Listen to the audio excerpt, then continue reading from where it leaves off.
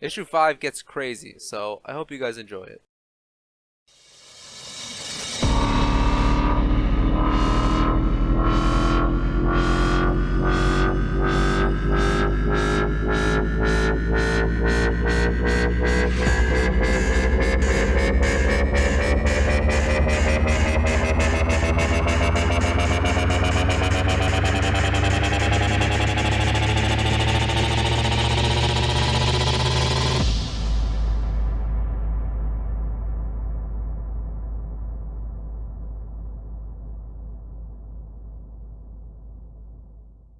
Picking right back up after the building collapse, we see a distraught Marshall declare that his friend is not dead as EMTs struggle to resuscitate Nathan.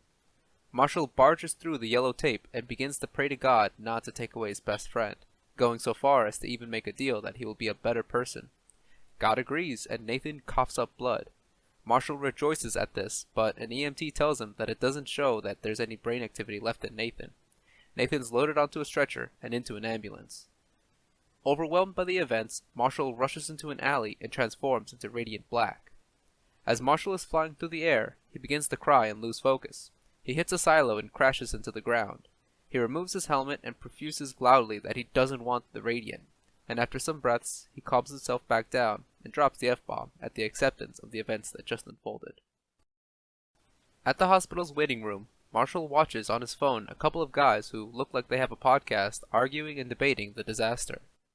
One side argues that Radiant Black is a menace, much in the same way John Jonah Jameson does to Spider-Man. The other side, though, does a pretty good job at defending our hero by bringing up the good things Nathan has done up until this point. Glad to see there's actually a loud voice of reason in this universe. Nathan's parents come into the waiting room and tell Marshall that Nathan is hooked up to a lot of tubes and has not shown any brain activity. Back in the void, Marshall talks more with the Radiant entity. It tells Marshall, "Our sync is progressing faster than Nathan Burnett. Good. Existence, all that you are, And are connected to. time, space. War is near. Soon. For the Radiant, he will kill you. And your entire planet. We will prepare. It is my duty. He will try to shatter our connection, but our connection is final, Permanent. for the duration of your life. You are part of existence. Marshall bluntly tells the entity that he really doesn't give a shit about all this, and instead strikes a deal with the entity. If it helps him find Red, he'll do whatever it asks, including fighting in this supposed war. We cut to Red in a landfill, punching mounds of dirt and calling himself stupid and how he can't handle anything. Marshall appears behind him and agrees. Red says he's shocked to see he made it, but Marshall tells him that no, Nathan's in a coma and he blames him for it. Red puts up his fist and the two Fight. They rush at each other and collide.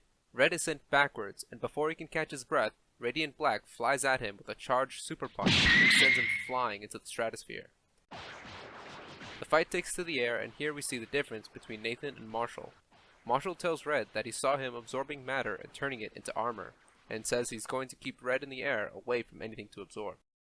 Red replies back, "Let's find out," and then grabs Marshall and starts absorbing him.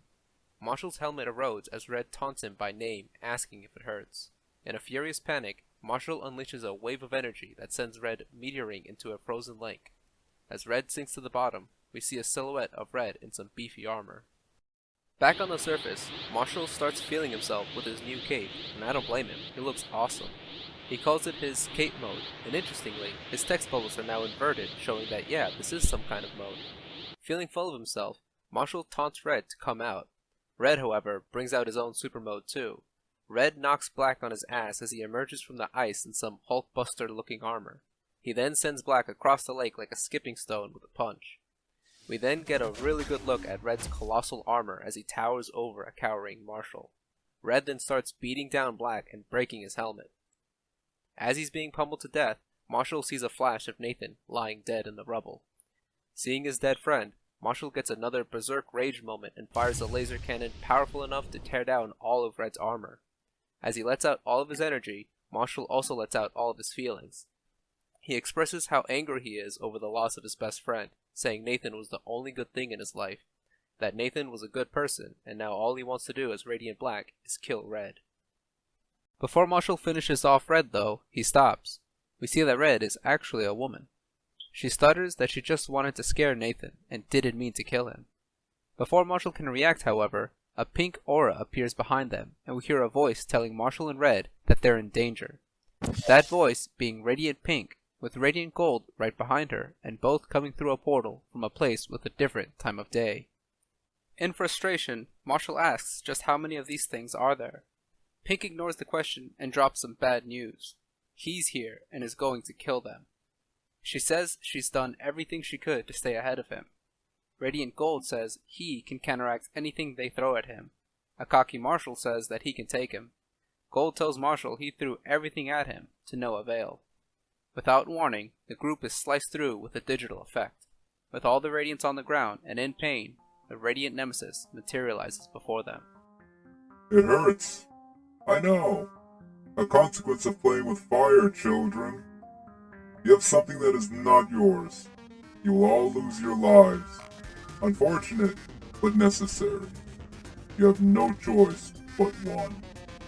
Will your planet die as well? Alright, let's catalog everything so far. Radiant Black gets a cool cape power-up mode. We can also add Radiant Pink and Radiant Gold to the character list. Issue 5 to me is the start of the real conflict of the story, where the main characters are finally introduced. It also shows what the series might be, a Sentai Power Rangers comic. I was attracted to Radiant Black thinking it was a solo hero run, and seeing how it might turn into a team thing, I don't know how I feel about it. One element I'm excited to see is the comparison between Nathan and Marshall as Radiant Black. Nathan was a friendly neighborhood kind of hero who helped people with simple favors.